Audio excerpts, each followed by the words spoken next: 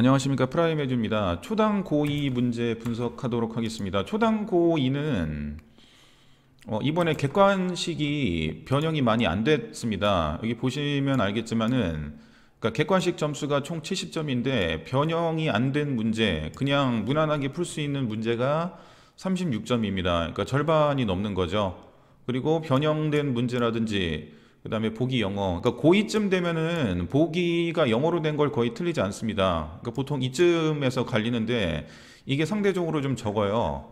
그래서 그 보기가 변형이 된 문제를 살펴보면은, 그러니까 빈칸은 원래 기본적으로 변형을 하는 거기 때문에 변형이 됐고, 그 다음에 이제 어법 같은 거를 한 문제 변형하셨습니다. 연결호도 이제 빈칸 계열의 문제니까 변형을 하셨고요. 그래서 총 5문제가 변형이 됐는데, 이제 여기서 틀리느냐 맞느냐에 따라서 등급이 좀 많이 갈릴 것 같습니다. 그리고 이제 보기 영어 같은 경우에는 좀 어휘를 좀 어렵게 내시는 부분이 몇 개 있더라고요. 거기서 학생들이 좀 틀렸던 것 같은데요.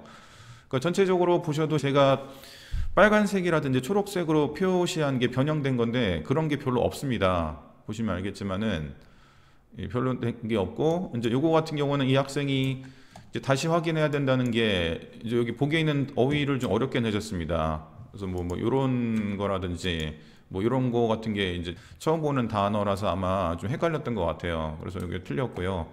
그러니까 나머지 보기가 이렇게 영어로 된 거를 기본적으로 이제 해석을 잘 하시고 무슨 내용인지 알아야지 맞출 수 있는 문제가 많았고요. 그다음에 빈칸 같은 경우에는 이제 이게 초록색 같은 경우가 변형을 하신 거죠. 그래서 아예 문장을 바꾸셔서 출제를 하셨습니다. 아까도 보셨지만 빈칸을 이렇게 이제 변형을 하셨고요.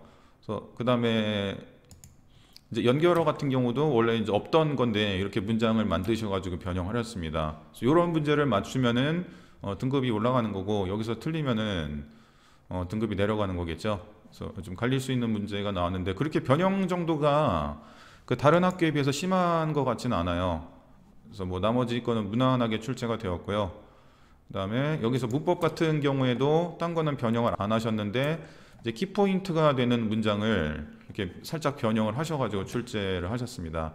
그래서 객관식은 이제 학생들 말을 들어봐도 이제 전체적으로 쉬웠다.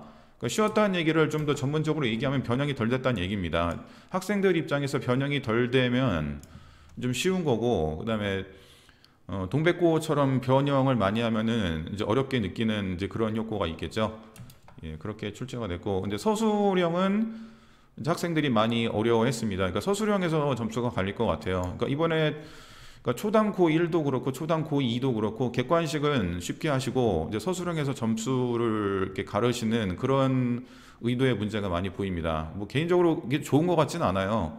수능 볼 학생들은 수능형 문제에서 등급을 가르셔야지, 그 서술형에서 등급을 가르시는 거는 제가 볼 때 그렇게 바람직한 것 같지는 않은데, 뭐 어쨌든 그렇게 출제를 하셨으니까 저기가 거기에 맞게 대비를 해야겠죠. 1번 같은 경우는 이제 한글로 쓰는 것이 나왔고요.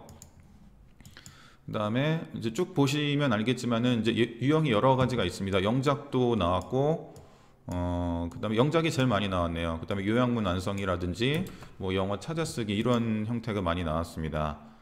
그래서 보시면 알겠지만은 이렇게 본문에서 뭐 찾아쓰기라든지 이제 요약문 완성이죠. 그래서 여기다 이렇게 그 단어를 갖다가 이제 여기서 골라서 넣는 것, 이제 그런 게 나왔고요.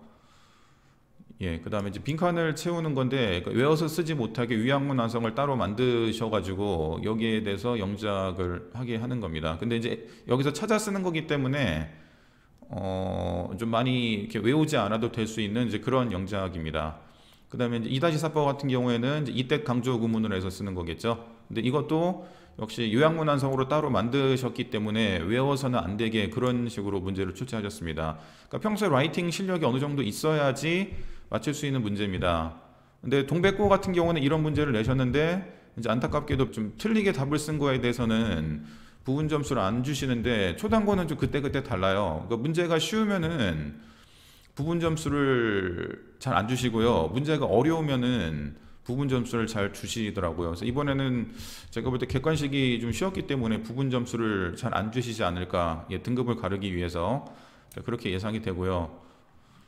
그다음에 논술형 3번 같은 경우에는 이제 본문에 있는 빈칸을 쓰는 건데 워낙 유명한 핵심어이기 때문에 충분히 쓸 수 있는 거고, 역시 주어진 단어로 이제 영작하는 거고, 이것도 주어진 단어로 영작하는 거죠.